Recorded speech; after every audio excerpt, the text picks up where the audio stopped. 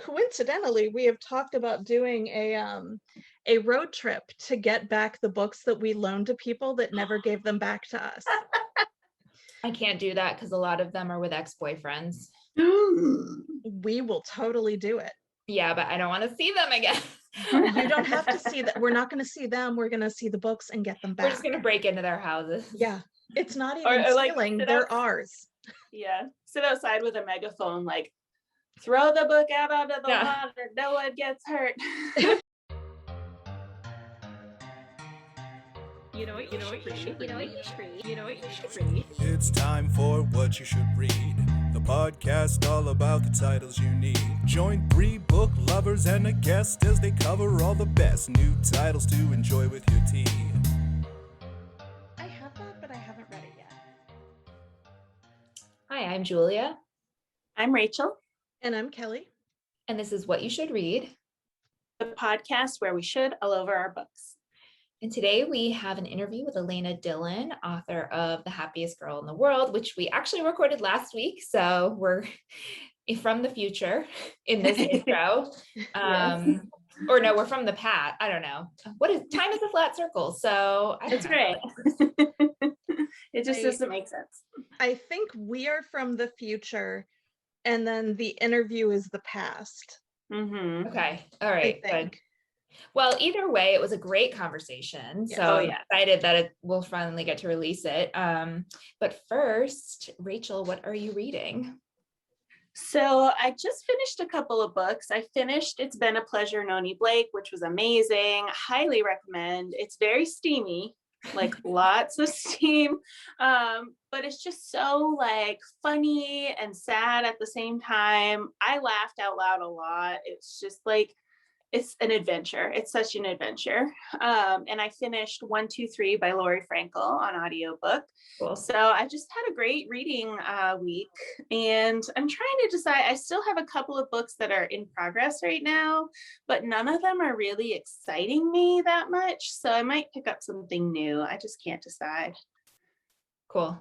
Yeah, it's hard. Sometimes it's hard to know what to read next. Yeah. Maybe I'll read a couple. I have a couple of graphic novels on my TBR. Maybe I'll like read them both today and sort of keep myself on this like finishing books train, and then it'll just keep me motivated. That's a good idea. Yeah. Kelly, what are you reading? Well, it's weird because I'm actually kind of reading like I'm you. Me? Yes, you, Julia, specifically Me? reading like you. Because I usually only have one book going at a time, but I have 2, and one of them is an audiobook and one of them is a short story collection. Oh yeah, that's weird. Yeah, I don't even know who I am. Maybe it was like a Freaky Friday type situation. Yeah.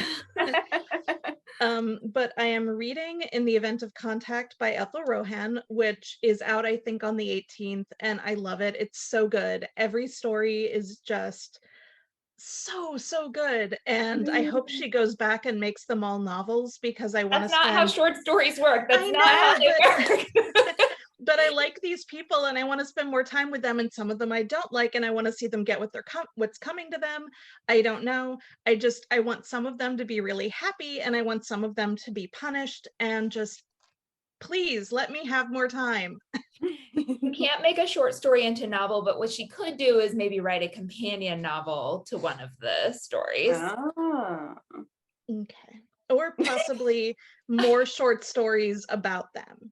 That would okay, count yeah. But we need to get her on the podcast so she can settle this for us, because I feel very strongly that a short story is a short story and it's a completely separate thing from a novel, and it shouldn't, like, yes, there are definitely ones where I'm like, oh, I want a continuation, but yeah, that means it was a good story, left you wanting more. Yeah, right. And they're all good stories. Yeah. And that's the other thing. A lot of times if I read a short story collection, which I rarely do, as you know, it seems like there's not like a difference in quality, but there's a difference in, like, oh, I really liked this one, and this one maybe was not for me, but they were all for me so far. So I'm so glad. I'm so happy you're enjoying a short story. Like, we did a whole episode where I tried to convince you to read short stories, and then now you are, and I'm so excited. And this was one of your most anticipated. So Right. you did this. You did I all did of this. I can't wait. Yeah, I'm jealous you got an early copy. Mine comes in next week, I think. So I'm excited. Good. And I'm listening to the Anthropocene Reviewed, which is John Green's essays and reviews. So I'm liking that so far too, but I've only listened to the introduction. So technically reading is a little bit of a aspirational thing. But that's cool. That might be my next audiobook too. That's yeah. awesome. I I do also have 2 books going right now. I'm listening to Tokyo Ever After by Emiko, which was one of my most anticipated. It's the Princess Diaries meets Crazy Rich Asians YA novel, although I think it's more new adult than YA. The main character, Izumi, is 18, and she finds out that her father is the Crown Prince of Japan.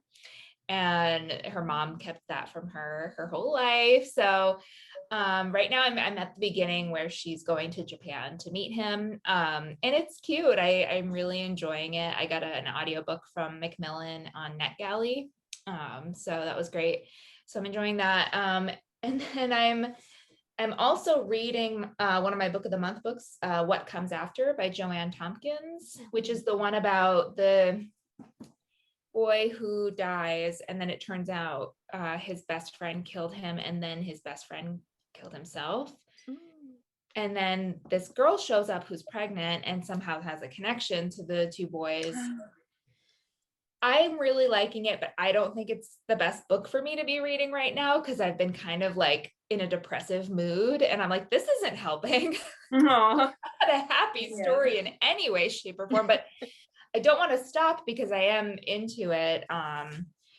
So I don't know if I'm going to continue with it or if I'll put it aside for a little bit and read something else. But it is really good. I just don't know if I'm in the right headspace, when you're like, so, and I just finished The Galaxy and the Ground Within by Becky Chambers, which was so fun and sweet. And so I might actually go back and read the rest of her series because I never read the 3rd one of that series. So I've kind of been reading them out of order. So I don't know. I'm kind of all over the place.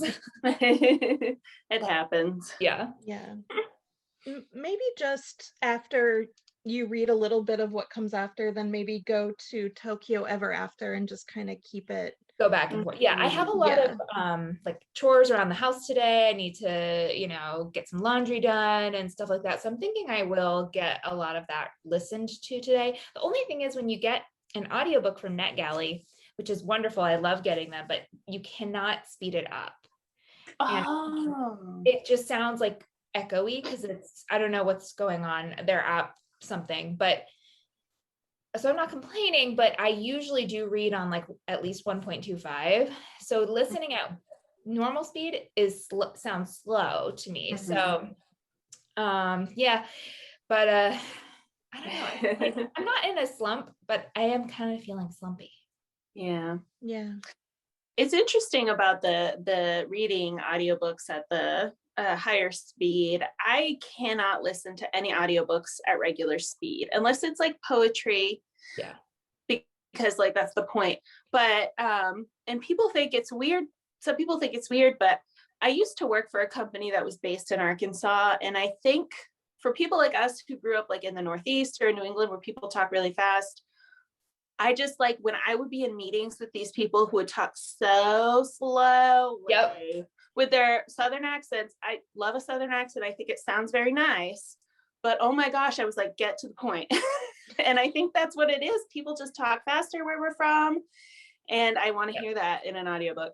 Me too. I'm with you. Well, and I think we're all fans of Gilmore Girls. So like, that doesn't even sound fast. That sounds normal. Yeah. Right. Oh yeah, for sure. It is, because that is how fast people tend to talk here. And like with Aaron Sorkin movies, the same kind of thing. Yeah, totally. Yeah, and on NetGalley, you can speed it up. It's just like there's an echo to it. There's something wrong with the app. Hopefully, I'm sure there will be an update eventually and it'll be fine. Right. That makes sense. Plus, they're giving us like review copies for free, so I shouldn't complain. happens sometimes though, because I got an e-galley from NetGalley one time, and it was formatted so poorly that it was almost like certain sections were cut and pasted into the wrong area. Oh, yeah. And that hasn't happened in a long time, but it's like, I know that I'm getting this for free, but I can't review it if I can't understand it. Right. Just please let me be able to read it. Like anything else I can deal with, but just have it make sense, please. Yeah. But now for book news, and it's one of the rare times I have book news that is only good and very exciting and a total surprise. So prepare yourselves. So we found out on Friday that Jodi Picoult has a new book coming out. And it's coming out on November 30th, so we don't even really have that long to wait. Wow. It's called Wish You Were Here, and it sounds amazing, like really good. It sounds like it has a little bit of a pandemic focus, but then she ends up going on vacation to the Galapagos Islands as she's supposed to do, and her significant other can't go because he works in a hospital and, you know, he's needed here. And all I can think of is I really want there to be a little bit of a Schitt's Creek Easter egg. I want her to run into Ted at the Galapagos Islands. Yes.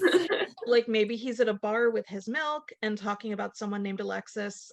I don't know. She's the author. She's the creative one, but just please put Ted in there. Yeah. Oh. Okay, this made me really excited, and it's given me new motivation to really work on my NetGalley scoring and reviews so that I can like have a better chance of maybe being pre-approved for this book. Do you think they'll put it on Net? Do they put her books on NetGalley? They do. I got the book of two, or not the book of two ways, the one before it, I think, on NetGalley. So, yeah. Yep. I've been working on that too, Rachel. I've been really good about reading my e-galleys, but then I keep getting more. So I'm like, okay, I stop requesting for a little bit. If I read I'm like, okay, if I read 4 more, I'll get up to 70%, which isn't bad. Yeah, exactly. One thing, I know you're trying to stick with NetGalley because otherwise it's too much. Yeah. But Edelweiss, if you request something for them, you can put in something like, oh, we really like, so for the podcast, it would be, oh, we really love Jodi Picoult. We did a book club episode of the Book of Two Ways. You can listen to it here. So it gives a little bit of context. And I feel like sometimes, yeah. Interesting. I think like when I first started requesting more from NetGalley, I went a little overboard, and I'm getting better at being really careful about what I do request and making sure it's something I know I really want to read. Right. Because otherwise I won't like have the motivation. There are a few on there that I'm like, I just don't have the motivation to read them. So yeah. Maybe we can get a good word from our friend Bridget Kemmerer. Oh, for her new one. Oh, they both have one coming out in November, her and Jodi, and they're friends. Yeah. That's cute. I hope they'll do some like book events together. I think they will. That would be great. Yeah. Maybe one on the podcast. Just putting it out into the universe. I mean, if there are 3 people that are guaranteed to love both of those books, I do feel like it's us. Yeah, yep, absolutely. Awesome. Well, that is obviously the best book news ever. Yes, thank you. And speaking of, exciting new books coming out, Kelly, you wanted to celebrate someone's book birthday. The day this podcast drops is May 11th. So tell us whose book birthday it is today. So it is called Paper Heart by Kat Patrick. She's one of my favorite authors and a friend. And it is a companion novel to Tornado Brain, both of which are middle grade.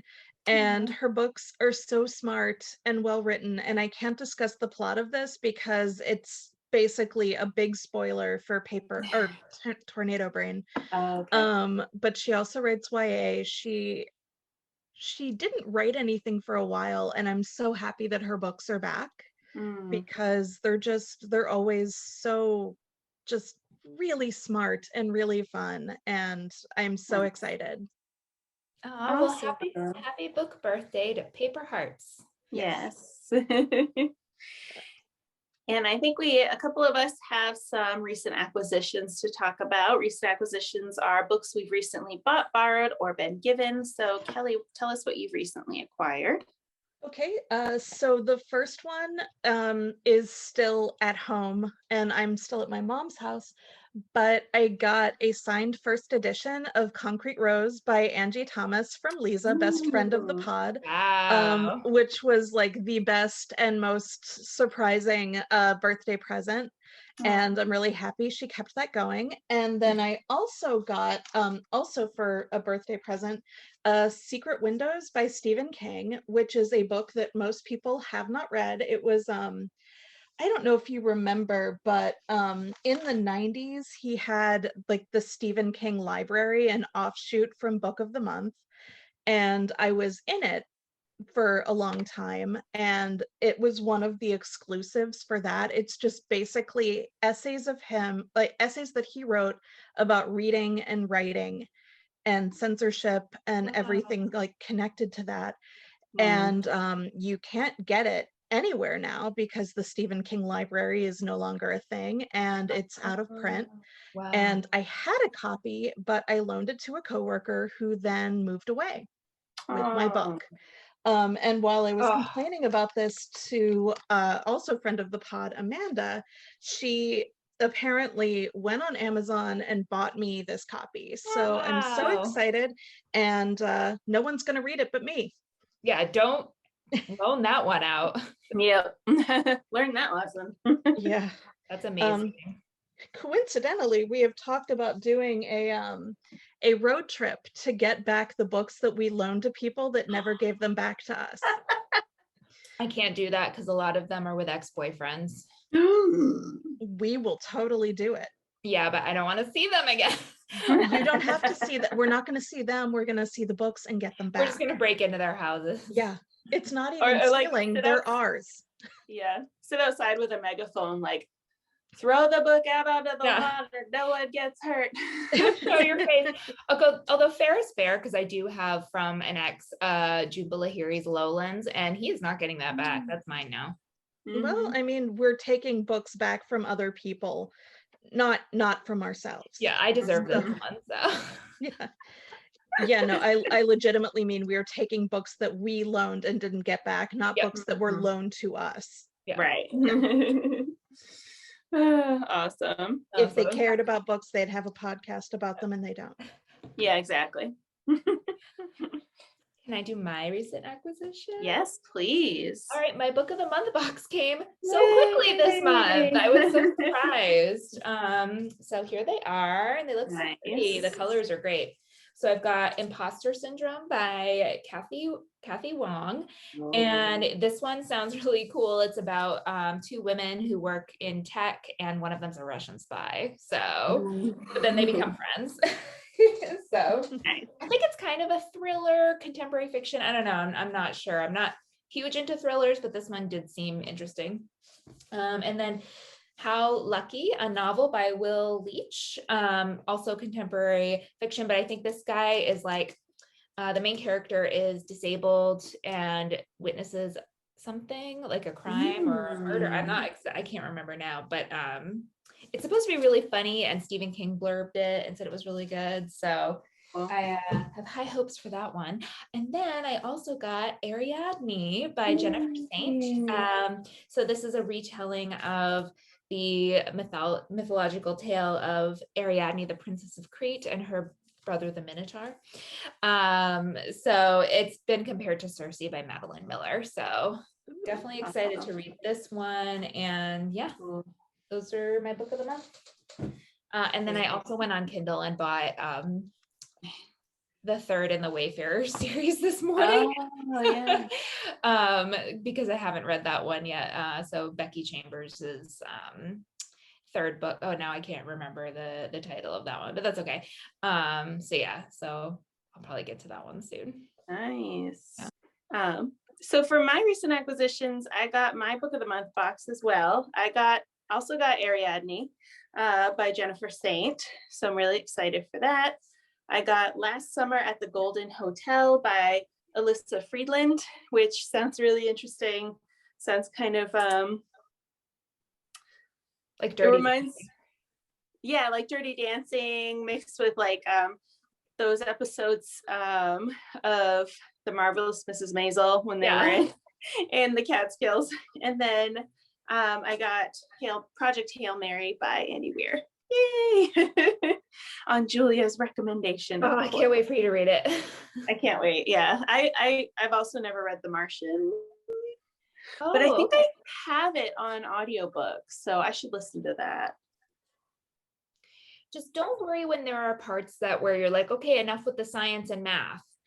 Oh, I like science and math. Okay, good. If you like books that give good science and math, you'll love it. But sometimes even I like that too. But sometimes in both books, I'd be like, okay, like I get it. I don't get it, but I get that you're doing math right now. But it doesn't matter. The books are great. So it doesn't bother me. Yeah, it'll be good. Good. Cool.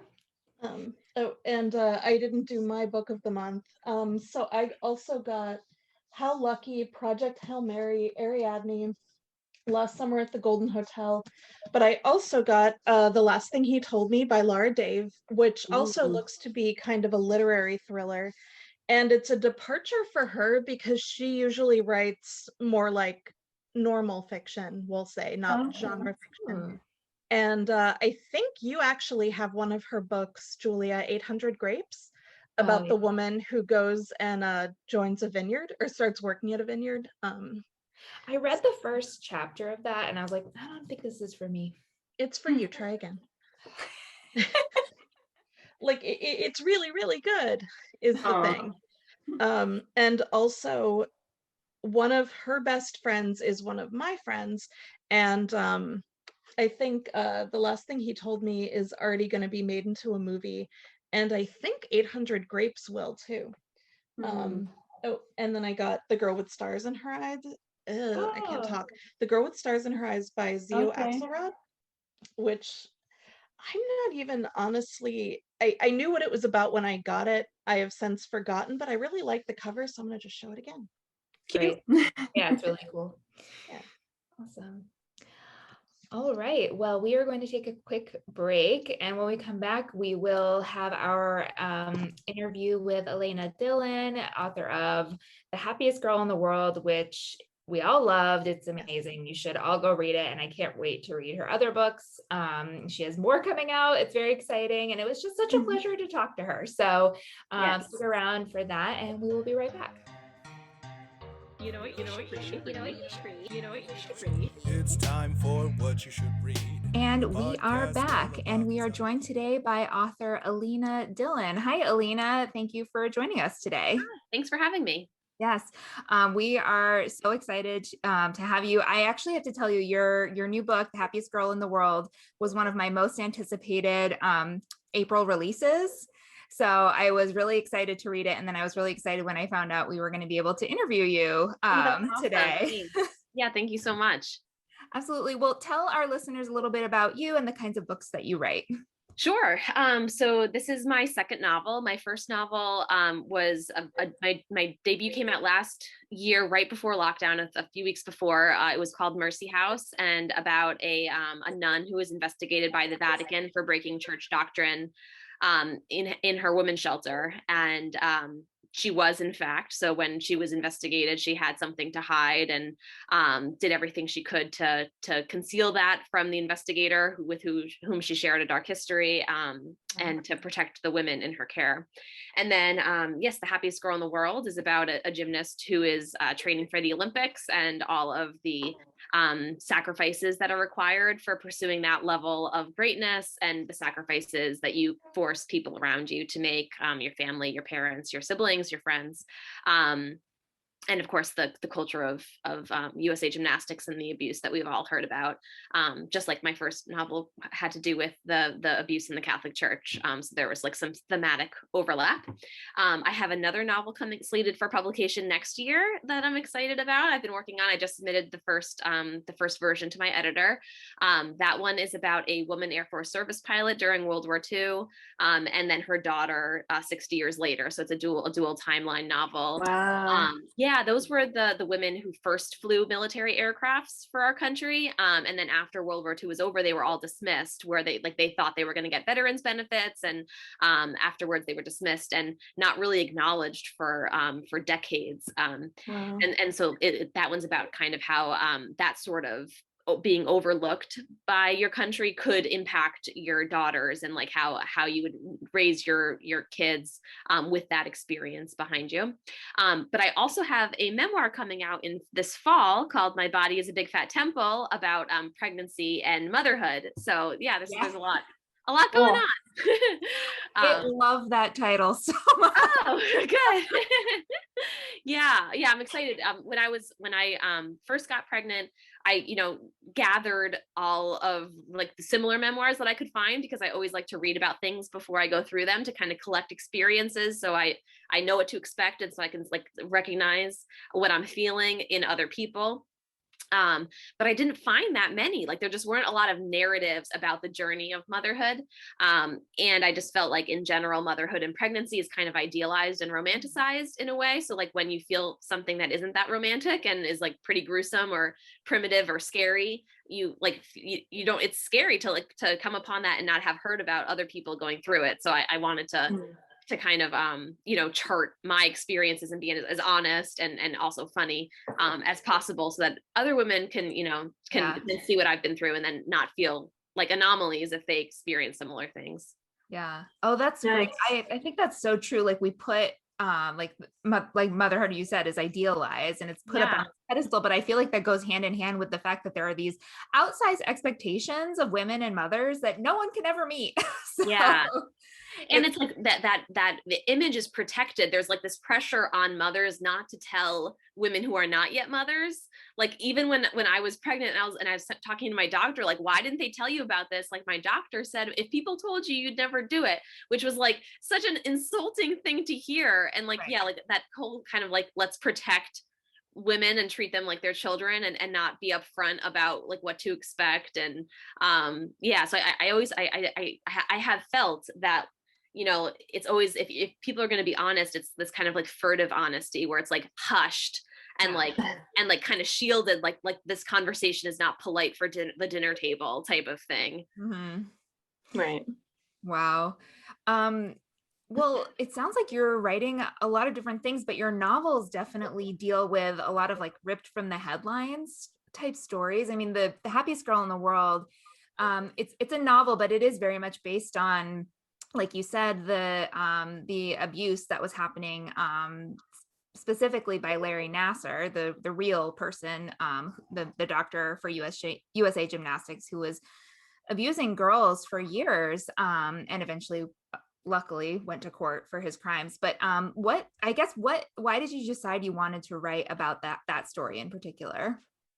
So when his story broke, I was working on Mercy House, which, like you said, is another kind of a story based on real events. The investigation of nuns was a true investigation. And, it also dealt with the sexual assault within the Catholic Church. And I think I was struck by, or at least curious about, like this other example of institutional assault and wondering if like their unintentional structures were similar, if they like lent themselves to harboring abusers in the same way, if their intentional strategies to keep it hushed were similar. So because when I was working on Mercy House initially was when like the Me Too movement had risen up. And so like that was the Hollywood side of it, which is another kind of like structural institution that had been guilty of similar crimes. So I was just seeing kind of all these commonalities. And then the Nassar trials were very closely followed by the Winter Olympics. So I think we were, as we were watching those games, we were watching it through a different lens, or at least asking ourselves different questions of like this patriotic spectacle that we've all just gotten so excited about, and that just looks so polished and is like such a an amazing miracle of a performance. But now we're wondering like what is happening outside of those biopics, you know, like those inspiring little backstories, like what's the real story? Like what do these athletes have to endure to reach these levels? And perhaps because of the Nassar trials, there were all of these kind of inquisitive pieces going around. Like I think I heard a piece on NPR where they were talking about skiers and how every year we're requiring them to go faster, and at what point that becomes immoral, that we're, you know, goes 60 miles an hour, 70 miles an hour, 80 miles an hour. Like at what point are we just asking people to risk their lives, and should there be a cutoff? So there was just all these questions that I was now asking myself that I had never asked before, or never even considered, of like what these athletes have to do. At what point is it unethical on our part, or at what point are we complicit? And even like beyond the spotlight of the USA Gymnastics scandal, like what must it have been like for these people who, you know, had an inkling of maybe what was going on, and didn't say anything or didn't speak loudly enough. And even if they didn't experience the abuse themselves, but maybe heard it like secondhand, thirdhand, and didn't do enough, like how are they living with those decisions, and how are, like, you know, potentially punishing themselves through survivor's guilt or whatever it is. So I think I started this book to kind of investigate those questions, if not to come up with answers, but just to pay closer attention to a world that I had overlooked in the past. That's so interesting. That actually ties into what was going to be my next question, because I thought it was interesting that you told the story from the perspective of one of the gymnasts who, you know, was not abused, but one of her best friend basically was kind of the center of this story, but the narrator is not, and also her mom is also one of the narrators. So is that why you decided to tell it from those two perspectives? Because you were looking at this question about when are we complicit, and when do we have to evaluate our own part in this? Yeah, there were a few reasons to position the story from that perspective. One was that, like, this is such recent history, and there have been so many survivors who have been brave enough to come forward and share their story in nonfiction and podcasts and documentaries.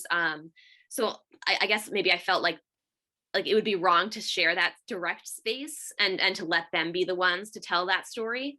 But, you know, that, like, so these are people though that have been kind of on the outskirts, and we haven't really heard that perspective as much. So it felt better for me to kind of position myself in that way, and then to, like, tell an untold story, and to let the survivors have their space, and then for me to occupy this kind of like outskirts space, which, you know, is compelling as well. Like, these are people, you know, who have had like real internal conflicts, you know, who have had to just ask themselves serious questions and are living with, you know, serious decisions. So that, like, there seemed enough there for me to kind of sink my fictional nails into without, you know, invading the space of real people.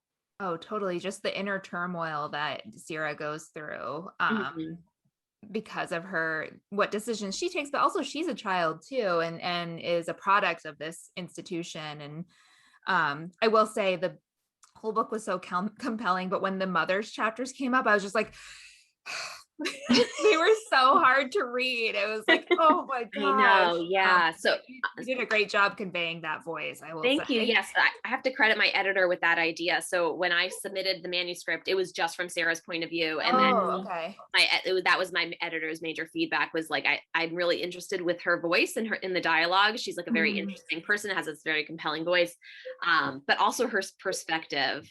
And just like investigating further how we are able to convince ourselves of almost anything, and how it's really hard to believe that people are capable of such evil. It's much easier to believe that one girl might be misinterpreting something than to believe that, you know, a highly respected doctor, who everyone says is the best and who has had these great results could be such a secret poison. And just like to watch somebody kind of convince themselves out of it. But you're right that it's so painful to read it, especially because as readers, we all know the truth already, which is like a really interesting tension when you're writing about something that's based in reality, when you know that the reader knows more than the character. Like there's like that kind of built-in stake already, and discomfort, you know, like that we're one step ahead of the characters and like we know what they're going to have to live with. Oh yeah. Oh, definitely. Kelly, do you want to ask your questions? I do. So first, I absolutely loved it. I thought it was amazing. I read it in probably about a day and a half, and it wouldn't have been that long, except I also had to work. I just thought it was absolutely amazing. Oh, thank you. But the thing I kept thinking about at first, it seems not easy, but almost effortless because they're so good and so talented, and then you just keep seeing the cost get greater and greater. So question for you, and I guess everybody, would you want to be the best in the world at something? Yeah, that's something that I was really struggling with. And I'm not sure that I have, like, because that is kind of the overarching question, like what are the costs and is it worth it? And I don't know, because there are so many costs, physical, mental, emotional, and that you make everybody pay, everybody around you. But you know, like some, you know, there are drives inside of people, and so, you know, to be the best and to reach this level is life changing. I mean, you could just like base the rest of your life on that accomplishment. So yeah, when her parents were in positions where, like, you know, when she was with a coach that was questionable, they had an idea that like maybe he was, you know, his tough love actually might have bordered on something a little bit more serious, but wasn't so explicit as to like the abuses that they had heard.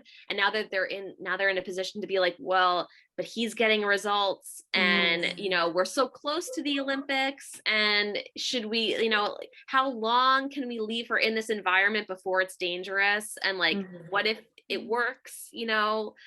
So these are very difficult positions to be in, where you're deciding like how much to expose your child to, and you're weighing the consequences versus the rewards. Would I want to be the best at something? No. Like I'm totally fine with my mediocrity.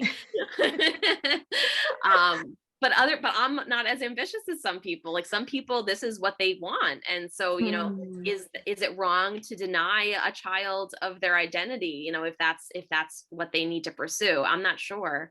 I also am not as skilled, you know, as some people. Like it's a lot of hard work, but it's a lot of natural talent too. So if you see your young daughter has these natural abilities, and people in the discipline are telling you that she's got something, like, you know, do you not support that? I don't, you know, it's very tricky. I think that's the major thing, right? If you have the skill, if you have that like undeniable talent that, like, in this book, the main character, her teacher sees it, you know, from an early age. And it's like, yeah, if someone told me that I had the potential to be the best in the world, yes, I would pursue it. I would. But I like that you have to have that combination, I think. Yeah.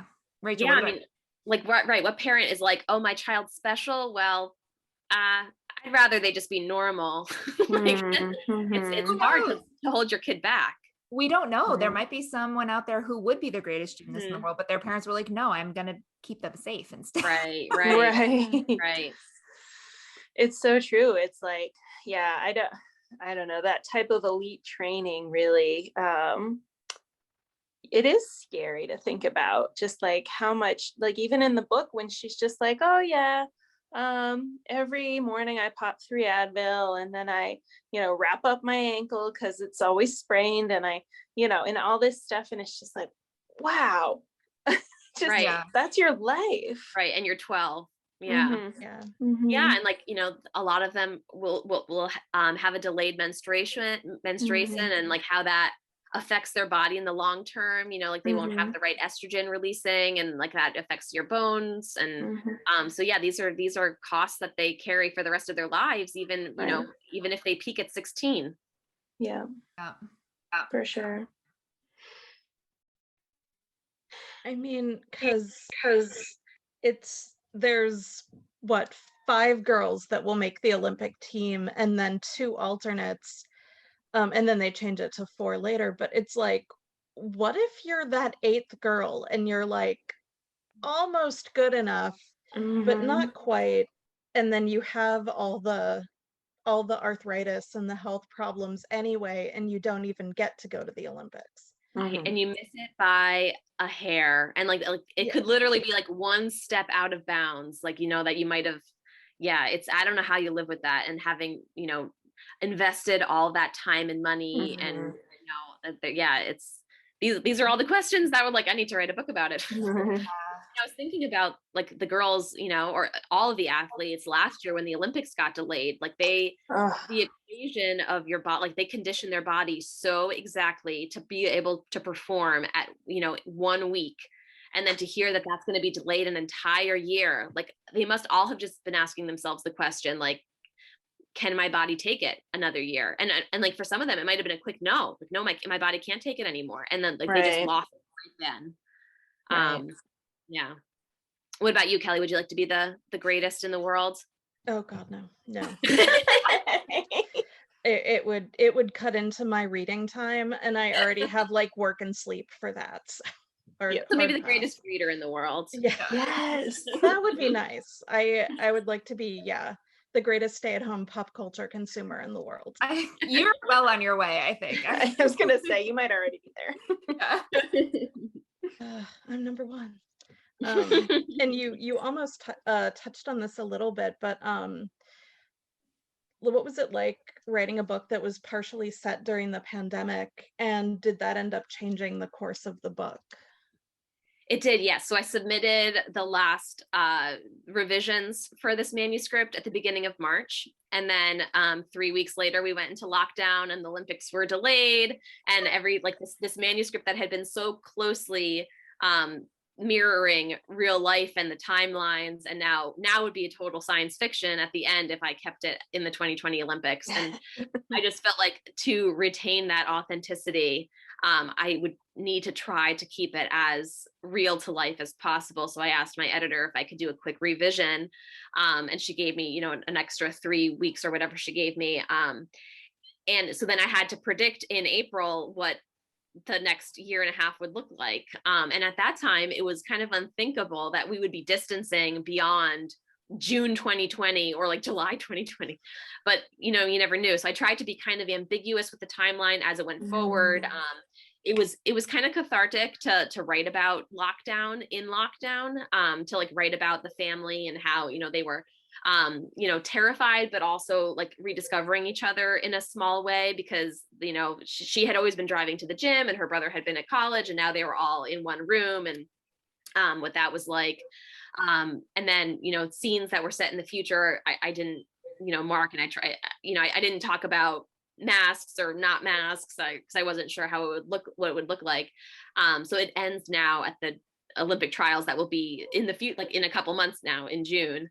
And I think it all stands up, except I think I mentioned the word crowds at the Olympic trials, and I don't think there will be crowds. But other than that, and yeah, now when I read, I'm like, oh, crowds!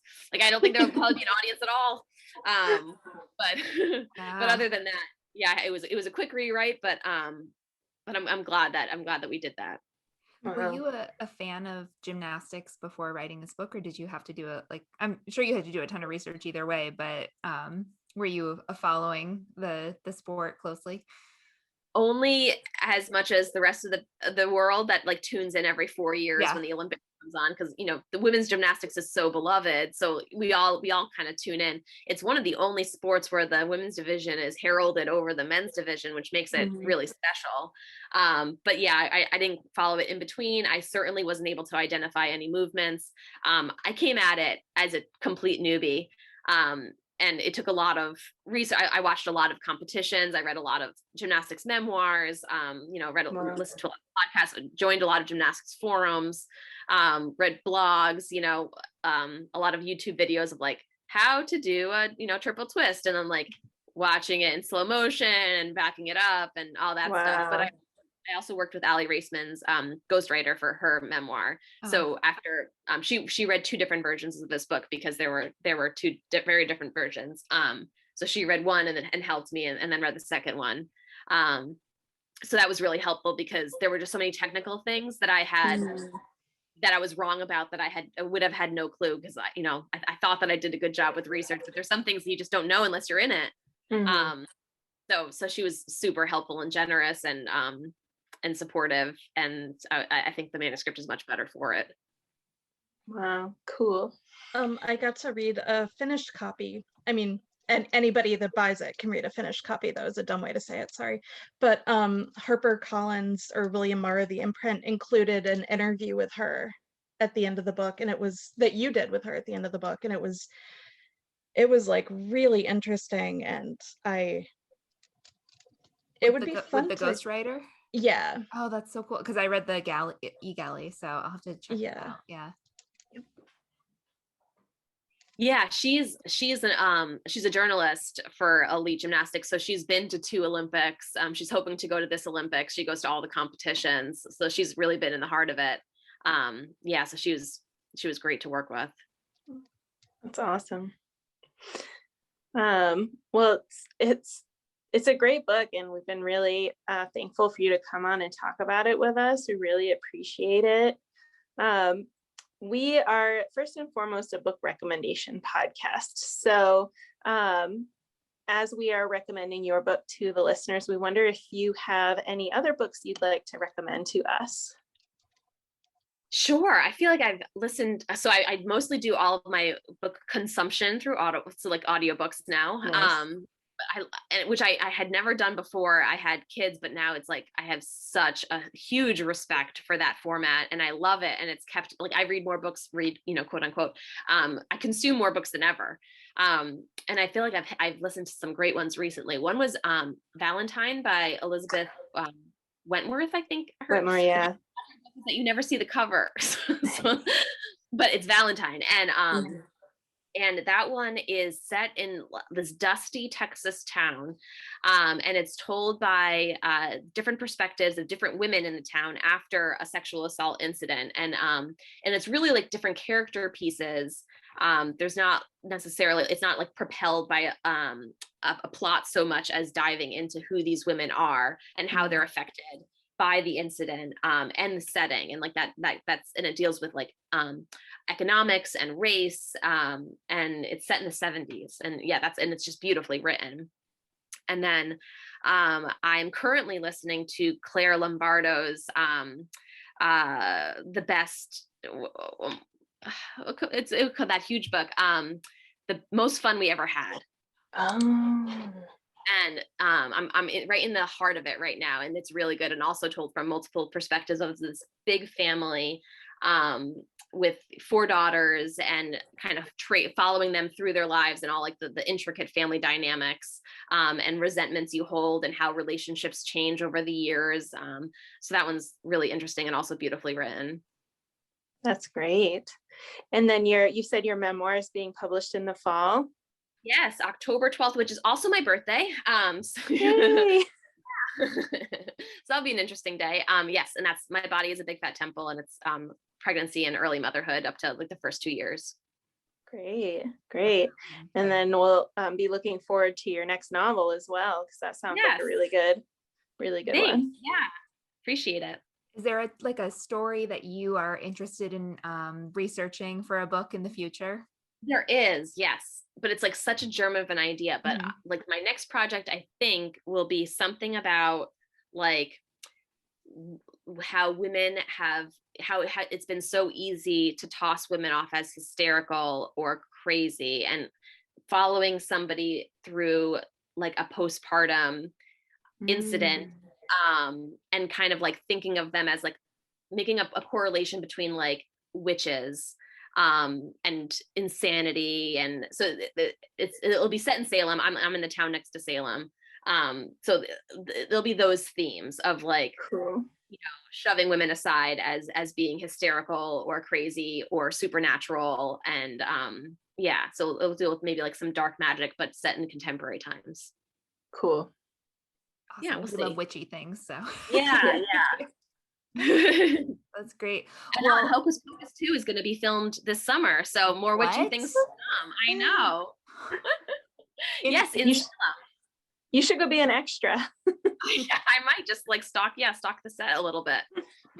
oh, that is so exciting. I'll call it research. Yes, exactly. Perfect. Well, Elena, it was so much fun having you on. Tell our listeners where they can find you on social media or your website. Yeah. So I'm best on Instagram for social media, and that's Alena.Dillon. So ALENA.DILLON. On Twitter, I think I'm the Elena Dylan, which I did ironically when I was like just a normal person like 10 years ago, and now it just sounds a little arrogant. And my website's AlenaDillon.com. Perfect. And everyone go out and check out Elena's book, The Happiest Girl in the World, which just published. We loved it. Yeah, there it is. Oh. Yeah, so thanks so much for joining us today. So much for having me. This was fun. So that's our show. Don't forget, you can join Libro FM if you have not already and get your first month 2 books instead of 1 for $14.99 with the promo code What You Should Read, all one word. If you don't know what one of those books should be, you can get Honey Girl by Morgan Rogers, which is going to be our next book club book, and we will be reading it in early June. Please get this book, read it. I absolutely loved it. And if you have any thoughts or questions, please email us and we will address them on the episode. Absolutely. And that email is whatyoushouldreadpodcast@gmail.com. You can also find us on social media at WYSR_podcast on Instagram and Twitter. And please leave us a rating and a review on Apple Podcasts, which will help other people find our show. And now you know what you should read. You're welcome.